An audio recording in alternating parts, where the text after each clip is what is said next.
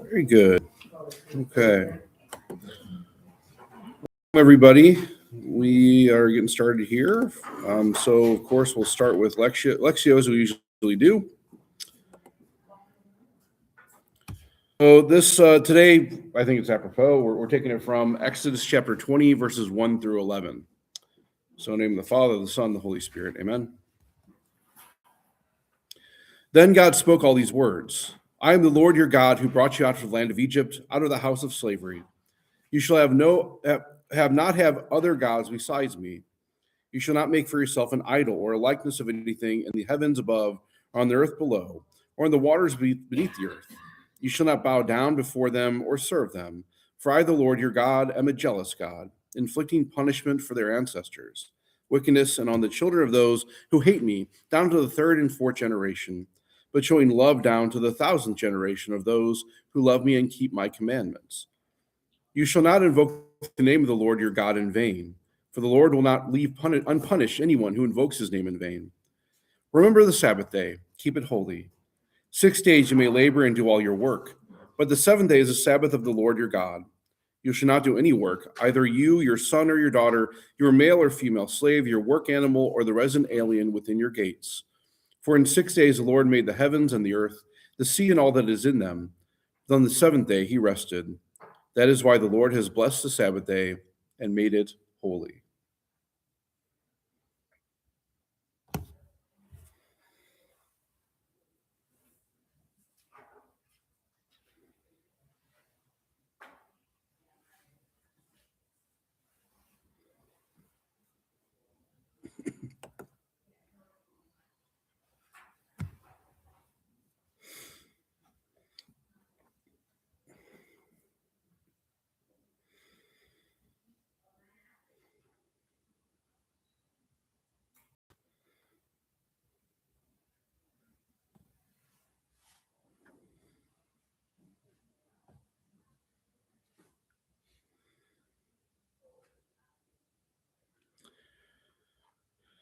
Then God spoke all these words. I am the Lord your God, who brought you out of the land of Egypt, out of the house of slavery. You shall not have other gods beside me. You shall not make for yourself an idol or a likeness of anything in the heavens above, or on the earth below, or in the waters beneath the earth.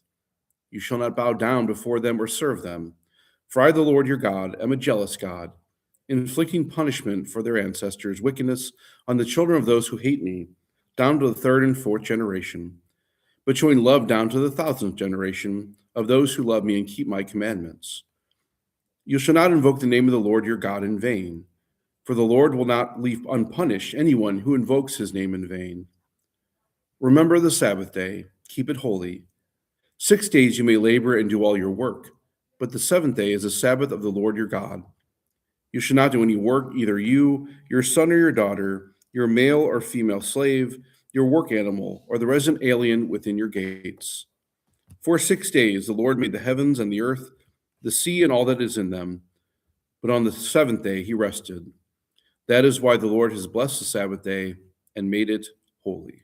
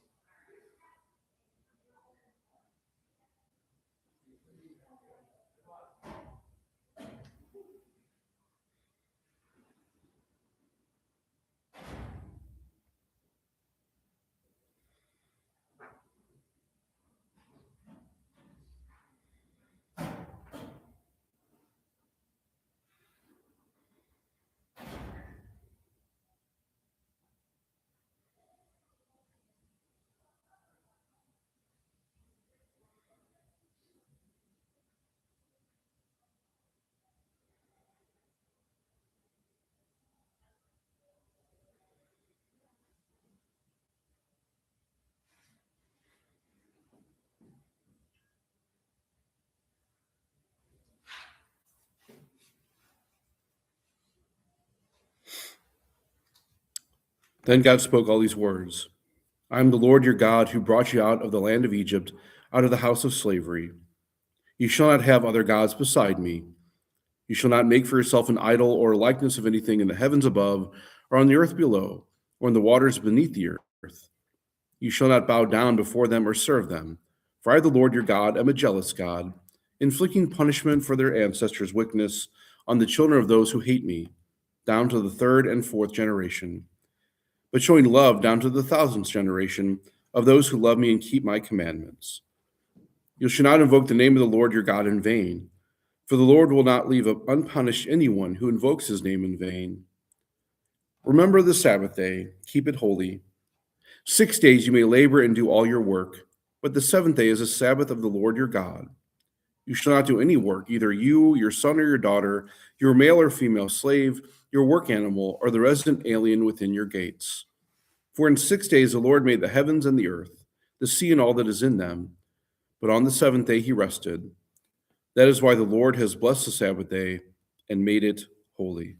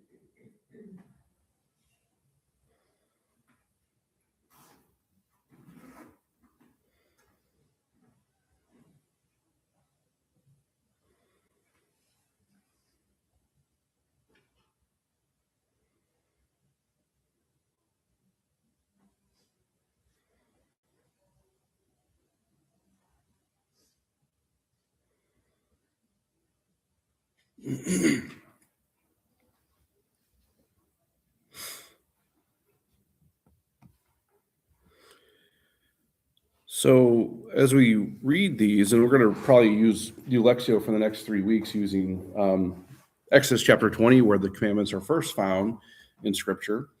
But I think it's also important, like we talk about the numbering of the commandments. You notice that in the Scripture, it's not numbered, right? It's not like God says, first commandment is this, and second commandment is this, and third commandment is this, which is why there's maybe a discussion that can be had about the numbering of them. But I think also this kind of reflects back to what the commandments are directed toward. We see in this very last sentence of that first paragraph when it talks about the first commandment that, there's punishment for those who don't love God down to the fourth, but what this shows is the overabundance of love to those that actually do keep his commandments, right? That those of us who actually follow God's law, or at least strive to follow God's law, there's blessing in that. There's happiness in that. There's love in that. There's good in it. But also this leaving open of like conversion, right? So like if, let's say, someone who's not following the commandments turns away, well, obviously their children will also be blessed too because of that act of conversion, act of humility to actually turn back to our Lord. So it's funny that in the Scripture, at least in this portion, there's not like a penalization. We're not really told what the penalization is, except for the very first paragraph, right? So, yeah, that's kind of my reflection, I think, for this morning. Any other thoughts, comments, concerns, heresies? I kept being drawn to the third paragraph, talking about keeping the Sabbath holy. And even just as it pertains to my own life. Mm. Do I really, do I go to church to get it out of the way and then the rest of the day is just another day? And it kind of caused me to think about that a little bit, because on my way here this morning, I was thinking about all the stuff I have to do this afternoon. Mhm. It's like, man, I kind of missed the point there, I guess. Yeah, maybe the focus there is actually what we mean by work, right? What is work, right? So we'll talk about that today when we get into the third commandment a little bit. Sure. My only question, like the second paragraph, so how much do you get punished if you sometimes use the Lord's name? Does it help us to turn around and apologize? I think so. I think we're always trusting Kathy in God's mercy and love, right? Which again, I mean, that's the thing, right? We're not told what the punishments are, right? And I think that's because the act itself is sort of a punishment, maybe, right? So yeah.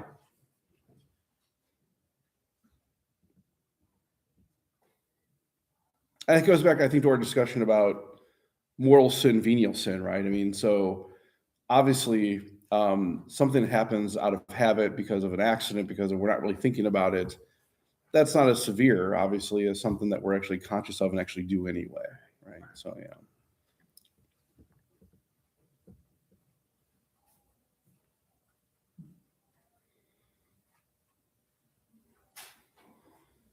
Pretty straightforward.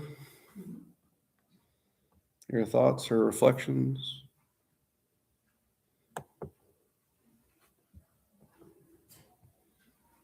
Okay. Let's go ahead and move into our discussion for today, which is the first through third commandments. So this handout I have, sorry, for some reason, printed out 3 pages. I don't know why I did that. That's very weird. But I think it's first off a good kind of what the purpose of the law, like what does the law do? What is the purpose of it? Law is acts of justice for sure, but in the commandments, actually what there are acts for our own happiness, for our own good, right? So the commandments, even though they come off as negative, right? You shall not, they're saying no to a no, right? They're saying no to a negative, which then if anyone who studies language or math knows that means it's positive, right? So when we talk about saying no to other gods, we're saying no to things that aren't there, which means we're saying yes to something that is, meaning God, right? So it's important to keep that in mind as we go forward, because that's why we kind of talk about the moral virtue and this life in Christ, this happiness before we got to this, because it's important to know what they're all directed towards. Because if we just read this like separately, like outside of that context, it can come off as rather legalistic, rather obligatory, rather than maybe desires of our heart, actually kind of speaking to the depths of our being, right? We can maybe go through the motions, so to speak, instead of actually living these out in a fruitful way, right? So any question about that before we begin? Okay. So the first commandment, as we're told in the Catechism and as we just read, is, I am the Lord your God. You shall not have strange gods before me or any other gods, right? And so in the service, it seems like that's pretty easy. There's one God. I know who that. I worship that God. That's it. I'm done, right? But there may be other gods in our life. I think Mike kind of alluded to this a little bit in Lexio, right? So work. What is work? How do we define that, right? Money, pleasure. When we really think about our lives, idolatry is actually kind of easy to slip into. There's an old adage that if you really want to know what someone cares about, look at their bank statements, right? Like what they spend money on, that usually is where their heart is. And it's not to say that, we should forsake everything else, like let's say our families, our loved ones, but in serving God, we're serving them too. And it sounds kind of weird because I always talk about this when I talk with couples preparing for marriage. We talk about the hierarchy of goods, the goods in marriage, right? That the good in marriage, that where you're putting God first in your life. And from that good comes this unitive action of the two people that then, please God, creates more people, right? But if this isn't good, this won't be good. And if this isn't good, this won't be good. So it sounds kind of odd, but there's on the survey that they take, there's this question about Like good parents always put their kids' needs first. And the preferred answer to that is no. And the reason would be like, well, why not? I mean, it seems like if I have a child, that's a lot of responsibility. I have to take care of that child. Well, the point is you're really putting not first God first, then your spouse, then your children. So it's kind of interesting to think about that because, well, we look at children as something greatly desired, something to be upheld because they are our future, right? They're kind of our legacy in that regard. But we also instill in them the things that we do too. And if we're disordered in the way we kind of put things first, that's going to be a reflection of the children as well. And that's where maybe that generational thing comes from, right? So the first command also embraces, we talked about last week, faith, hope, and charity. So how does it do that? Well, as St. Paul says, with faith, that ignorance of God is the explanation of all moral deviations, right? So if we don't know God, we can't know good. And if we don't know good, we do things that are not good, right? So voluntary, involuntary, doubt can lead you to spiritual blindness, right? So we talked about between like doubt and questioning, right? That we're called to question things. Doubt, though, is making conclusions without all the information. We tried to avoid that if we can. Neglect to reveal truth. From what you've learned so far, what might be some truth that someone might neglect? What do we think? We tend to call this heresy, which is a post-baptismal denial of some truth, right? But what are some things that maybe over a course of time that we've gone through things that we've maybe had to turn around on, change our mind on?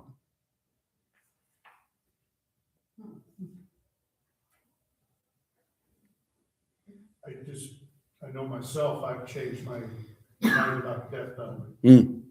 Somewhere, back when I was in my 30s, and we had a 2-day seminar, a 2-evening seminar at our church, and they had a priest come in and talk about the death penalty. And I was to lock them up, put it in an express lane before that, and then it was like, okay.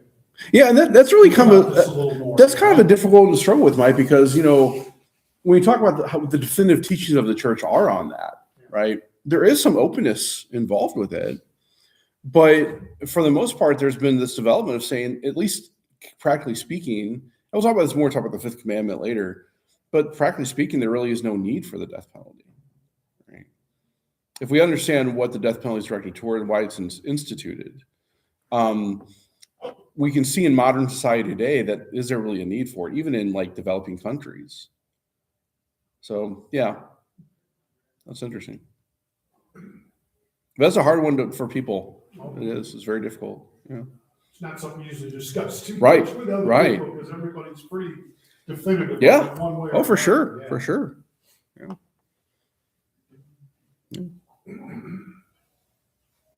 Okay. Hope. So man cannot fully respond to divine love by his own powers. We must hope that God will give us capacity to love him, right? We all have the capacity to love him, but the question is, do we actually have trust that we can or will, right? And there are things that maybe get in the way of that. So how can we sin against God in this regard? Well, we talked about last week, the kind of the two, virtues always as a mean between two vices. So on one side, maybe despair.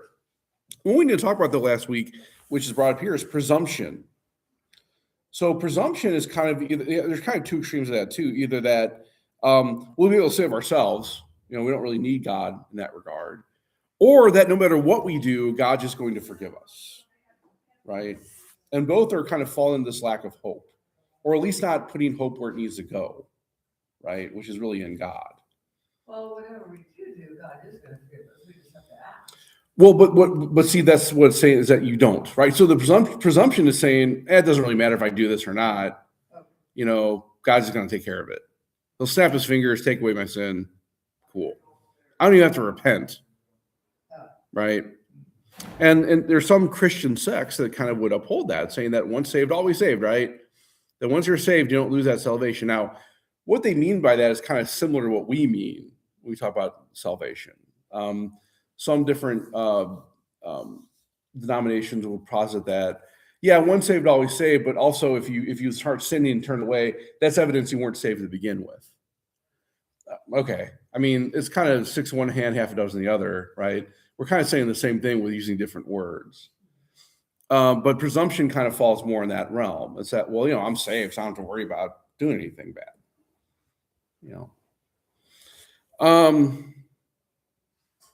Charity.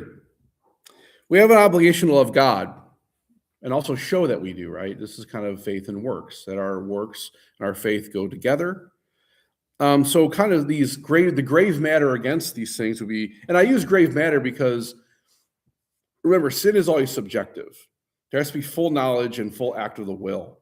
So to say something is sin means that person has to know it and do it, or at least have some inkling and does it.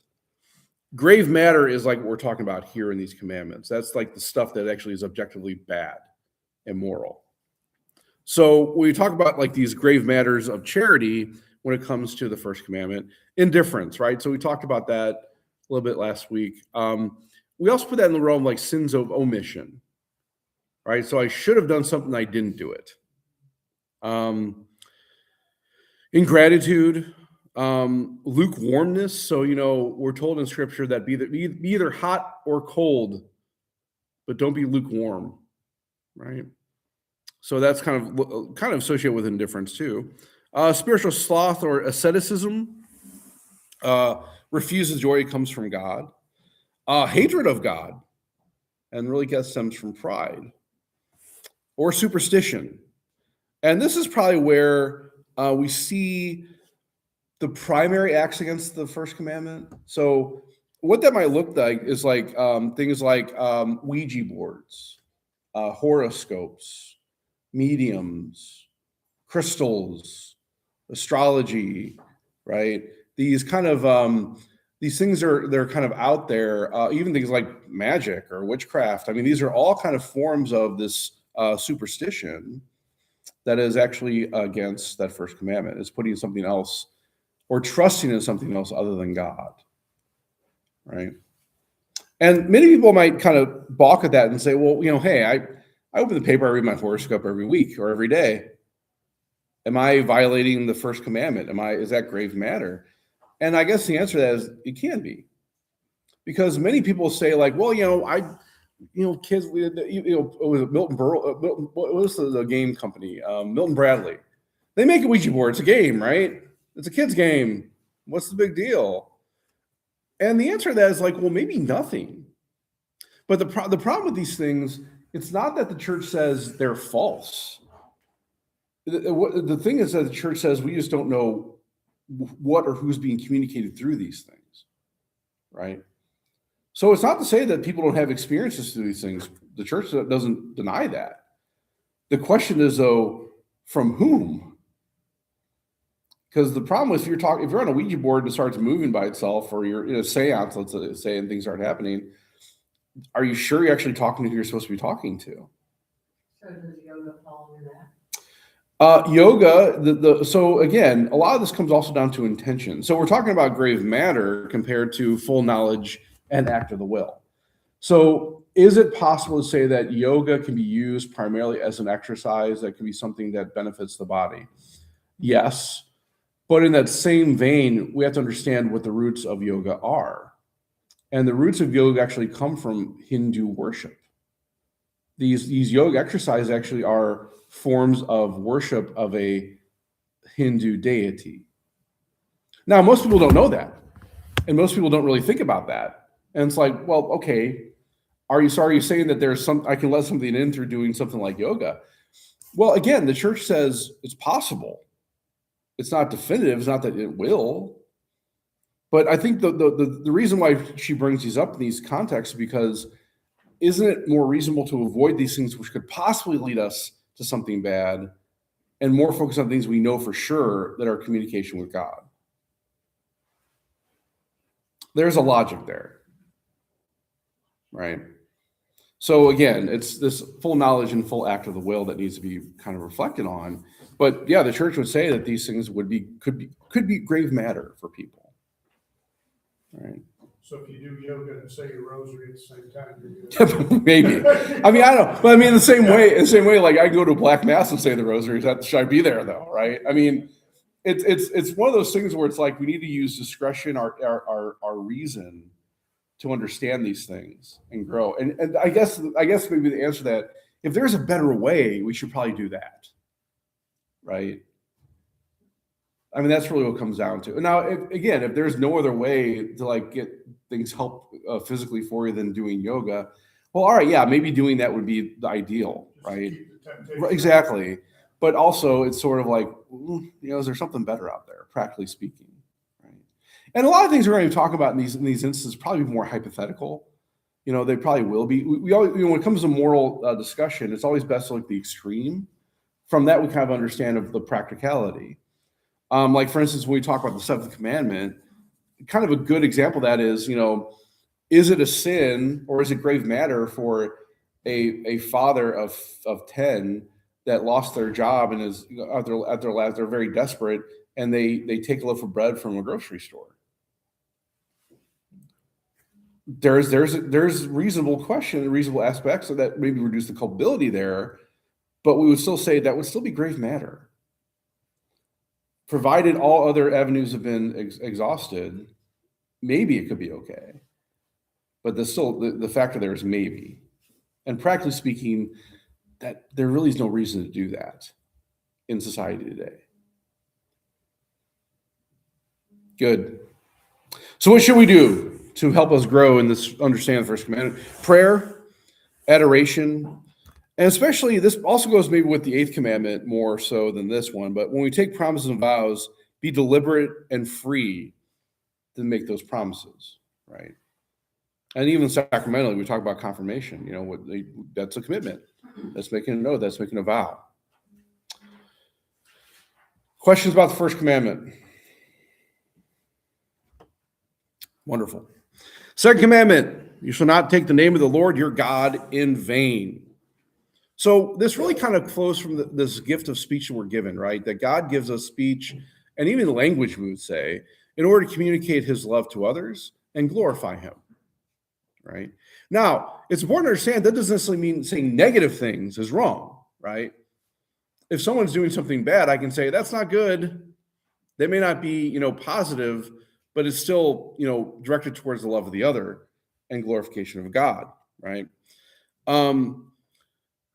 It forbids the abuse of God's name. I think it's supposed to be Blessed Virgin Mary, Christ and all the saints, right? So this might be one of the most common ones that like people actually fall into.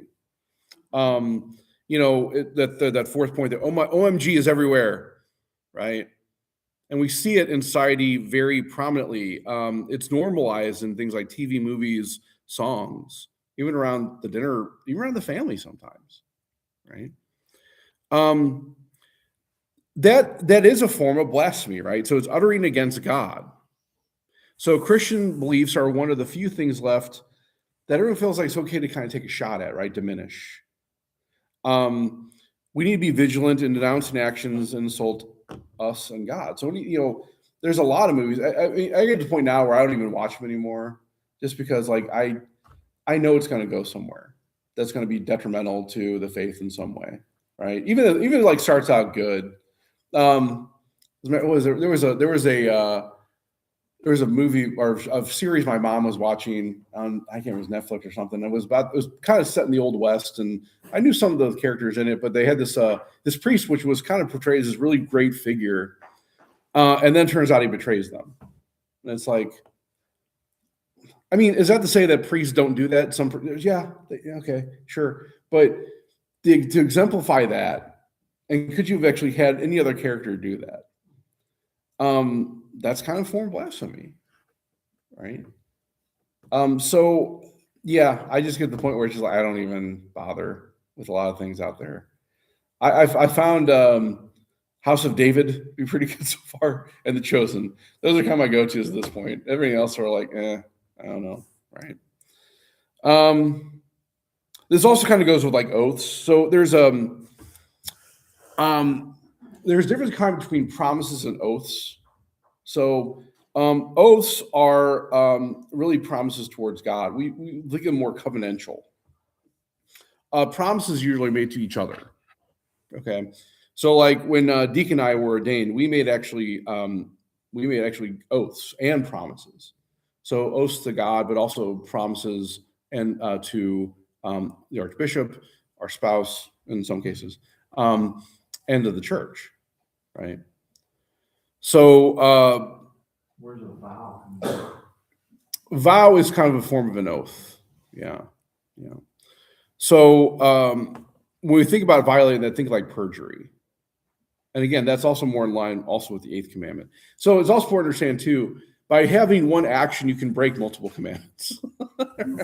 Right? So if I violate an oath, that could be a violation of the first, the second, and the eighth commandment, right?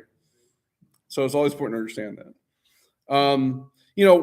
When Jesus talk about swearing, right? So Jesus says it's better not to swear at all, right? Especially if you can't actually keep it up. Let your yes mean yes or your no mean no. Right. Question about the second commandment. I think this one we probably understand the best, just because many people fall into it, and it's so prevalent in our society, right? So we're called as Christians to really kind of act against that. Right? Like some people might even say, like, things like curse words, like, what's the big deal about using those? They're so common in our lexicon today, they almost become like commonplace. And one could argue that, like, well, I guess if you could say that if it doesn't offend, it may not violate. But the problem with that is I'm still not fully respecting either the person, whether willingly or unwillingly, and God in those regards, right? So it's important to keep that in mind. All right. The big one. Well, not the big one. Third commandment, keep holy the Sabbath day. Many in several countries actually walk miles to actually get to Mass. When we talk about this, the upkeeping the Sabbath day, we're really primarily talking about going to Mass on Sunday and on holy days of obligation. Now, the reason we say that is because the Mass is the highest form of worship that we have in our world. That's it. That's what Jesus gave us. That's what he wants us to do. And so we should celebrate that on the day where he instituted it, which was Sunday. Some may say, well, wait a minute, Father, the Jewish people always celebrate Saturday as a Sabbath. So why don't we? Well, we do. If you come to Mass on Saturday night, you're still maintaining your obligation. But Jesus also becoming human kind of has the ability to kind of change that too. And the fact that he was resurrected on Sunday indicates that seems like we should also, commemorate that as well. Also because when we go to Mass, we are being present to that moment in time. And so that was sort of a foundational chronological event that kind of changed the course of human history. And so it's important to kind of recognize it as such. Again, so the Sabbath was made for man, not man for the Sabbath, right? So in other words, what are we really directed towards on the Sabbath day? The word directed towards is leisure. So we brought up earlier, like when we talk about, you're reading that list of like, don't do any work. And well, how do we define work? Work is something that's obligatory, something that we have to do. But who defines that?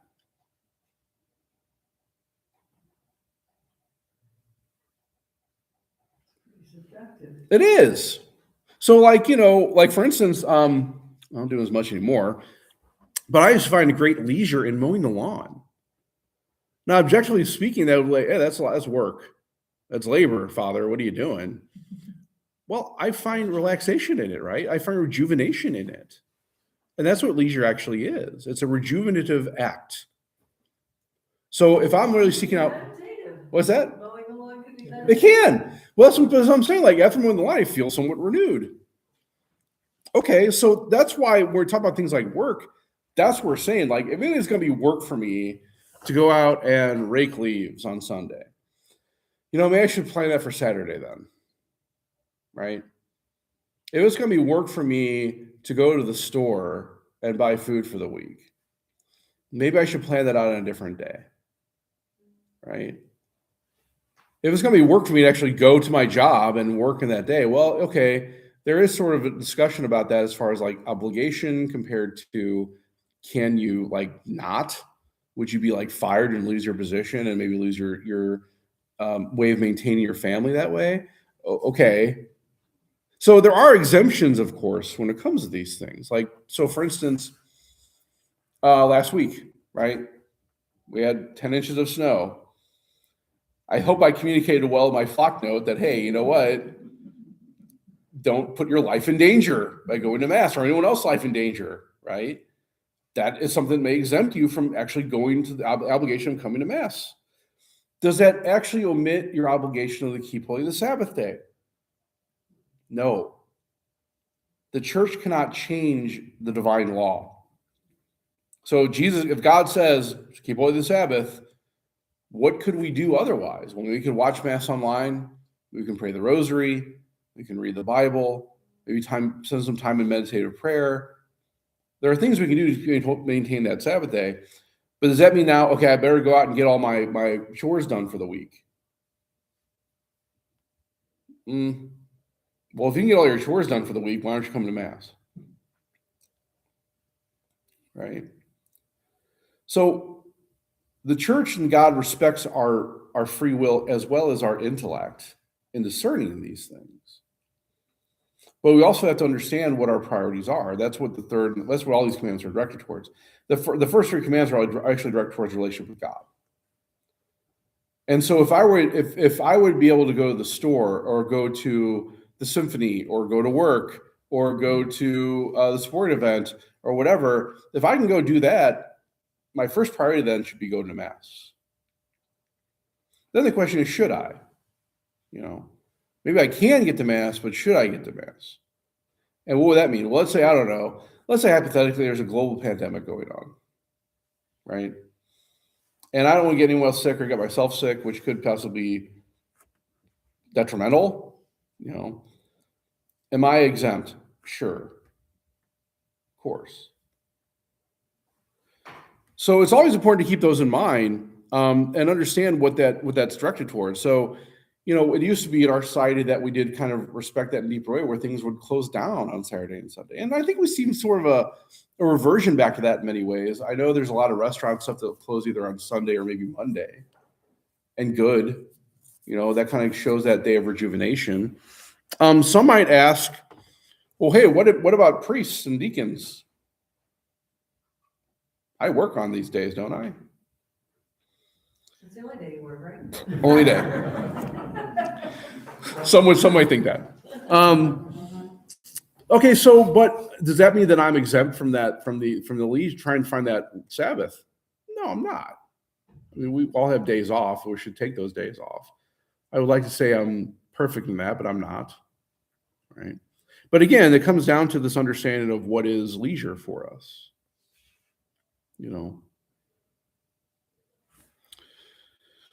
So the reason that we really focus especially on Mass is because, the Eucharist is the Lord's, it's a celebration. It's the heart of the church's life, right? And we should want to be with him as much as he wants to be with us.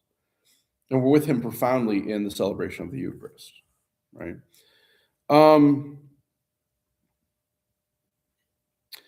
Yeah, so I guess maybe just kind of like ending with this, what would be some examples maybe of exemptions? I always tell, when someone always struggles maybe with the mass obligation, what I tend to focus on is, there may be exemptions of that. Like, let's say like someone working also like in the medical field, right? A doctor, a nurse, they're kind of in a situation where if they would not come to work on a Sunday, people could die, right? Okay, obviously that would be omitted for them, provided they couldn't find any other way to go to mass, right? So maybe I wake up early, go to mass early before my shift starts. I think for most people that work in the medical field, that's kind of hard to do. So they would be exempt just out of the fact of their profession, right? Otherwise, that might be about it. It's kind of hard because some people might come up with certain things, and there may be other exemptions that are not necessarily explicit. Even sort of like rational fear, can be something that would omit the obligation to come to Mass on Sunday, right? And so that can be somewhat subjective, especially let's say someone is suffering from agoraphobia, or like, maybe you're a schizophrenic. Yeah, okay, sure, that can be something that would be a reasonable thing to say you're not obligated for. But I think the problem is a lot of times we focus on the reasons why we don't have to go, more than the reasons why we should want to go, right? And when we talk about the Mass, we talked about that a few weeks ago. We get to do something that we can't do anywhere else in the universe at Mass, which is actually be present to Jesus, become present to his passion, death, and resurrection. We can't do that anywhere else. We actually become witnesses of it, martyrs, so to speak, right? And if we're in a state to, we get to receive him into our very selves. That should probably be enough. Because the truth is that maybe the music leaves people wanting, although our choir does a great job, of course. Maybe the homily is boring, sure. Maybe the readings are dry, yeah, okay. But we don't go to Mass for those reasons. We go to Mass to be with Jesus, to be there, present to him, right? Any questions, comments, concerns, heresies then about the third commandment? Or any other maybe thoughts about like exemptions? Anyone think of anything else that might make one exempt from going to Mass on Sunday or holy days of obligation? I would think one of the things that we've learned is through the pandemic and stuff is if you're sick, got to sneezing and coughing and stuff. Yeah. Especially now that the medium's available for you to stay home, watch it on TV, and still, right. Obviously you can't take the Eucharist, but you are still, Yeah. I mean, I remember when I was at St. Gabriel, the pastor there and we made a conscious decision, or at least I should say he did because he's the pastor, but I think it was the right decision, that when the pandemic started, to lock the doors of the church for Mass. Mm-hmm. And the reason we did that is because the people that should probably not be coming, meaning elderly people, were going to be the ones that were going to be there, right? Because at the time, there was a great, okay, look, younger people could say, well, maybe not, who knows? But there's obviously a lot of older people were dying from it. And it was those people who are going to be coming to those Masses, right? And the ones probably also having the most heartache about locking the doors. Mm-hmm. But it was a matter of, we don't want you to die. And at the time, that was what was being communicated. This is a deadly thing. We don't know.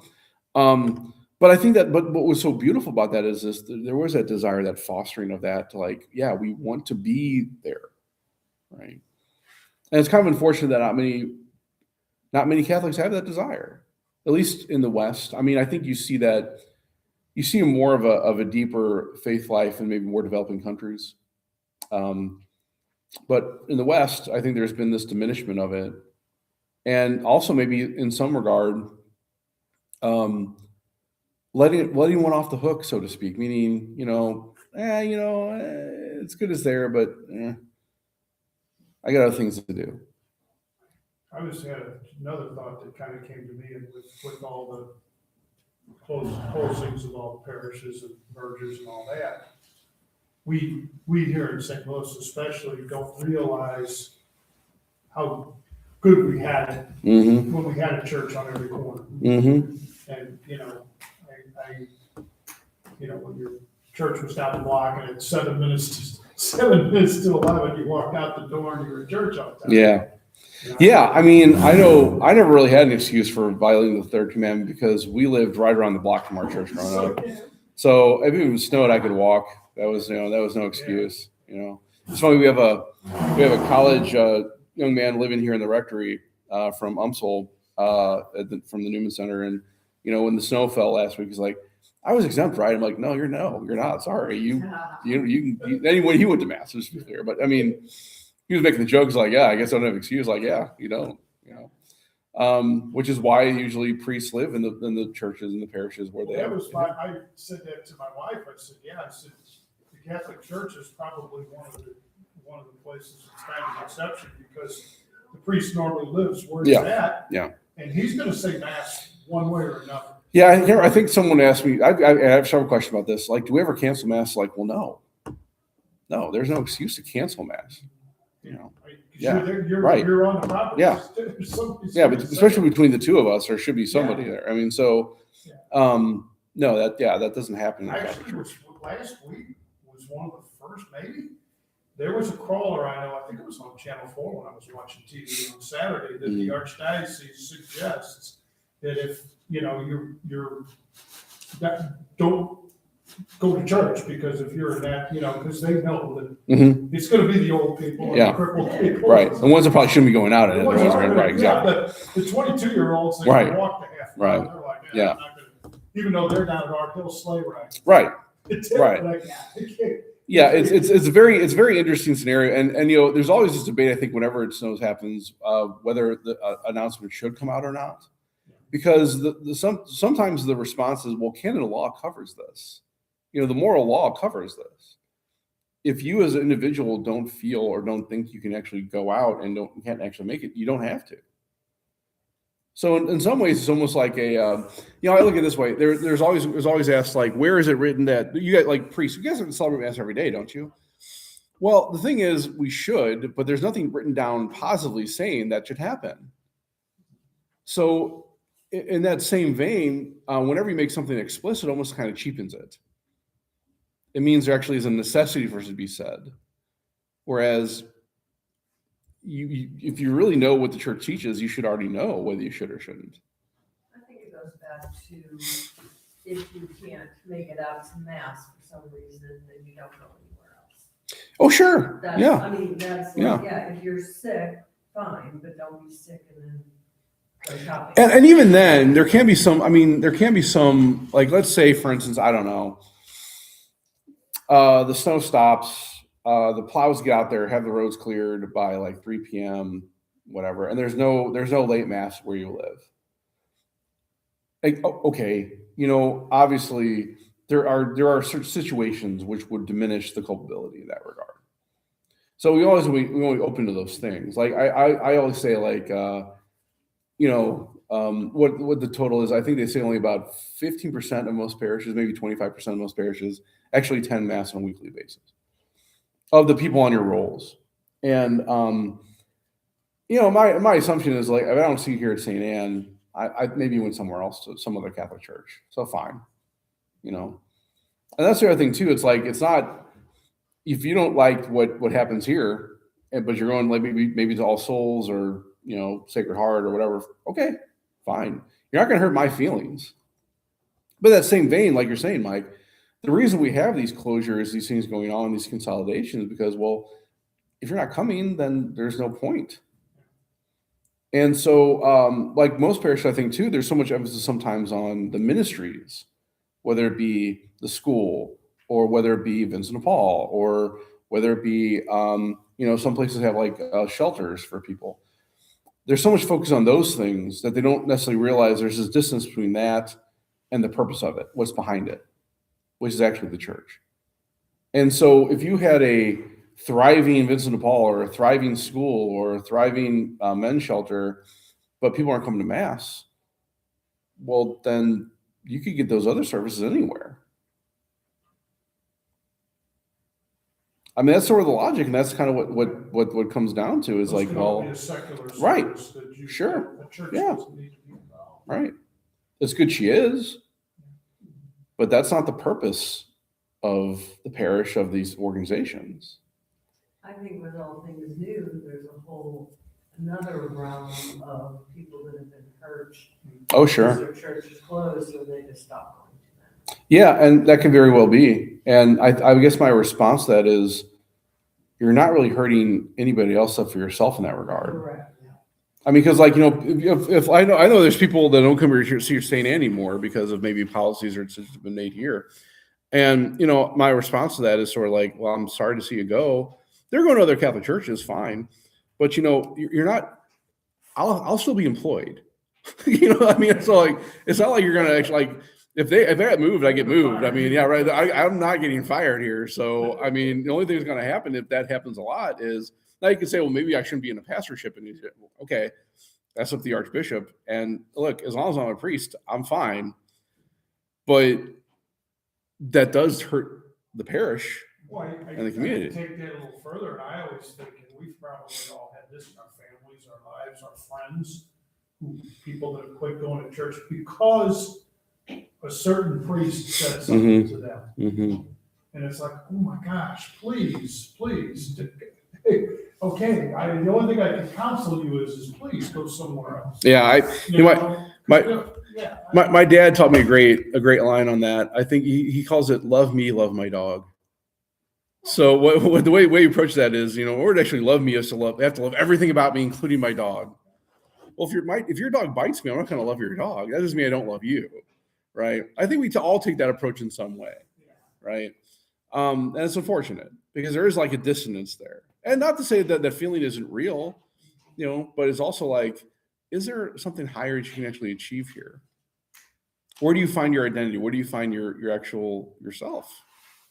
Is that these external things or actually in your relationship with God? And this might not be a good way to look at it, but I've got this little thing on my own that, like, okay, when I do get to that final meeting, are these excuses going to fly? Right. Yeah. I mean, Yeah. it's like, Yeah. do you really want to sit here and tell Jesus that you didn't come because it was snowing, or you didn't?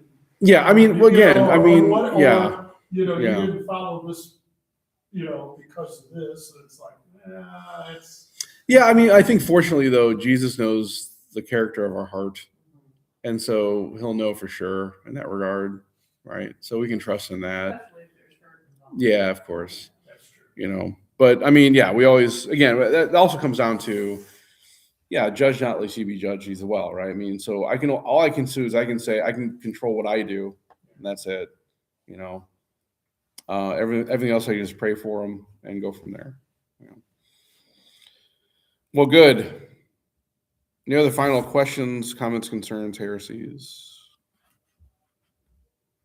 I like the one line here. The Eucharist is a weekly celebration of Easter. That's Yeah. good. That's a good Yeah. line, huh? Yeah. Exactly what it is. We celebrate Easter Sunday every Sunday. It's sad that people don't realize that. All right. Well, thanks for everybody. We will see you next week. We're going to talk about let me pull the schedule. Sorry. Should have had this known. It's, I think 2 more commandments next week. Can't remember which ones. Let me see here. Schedule. What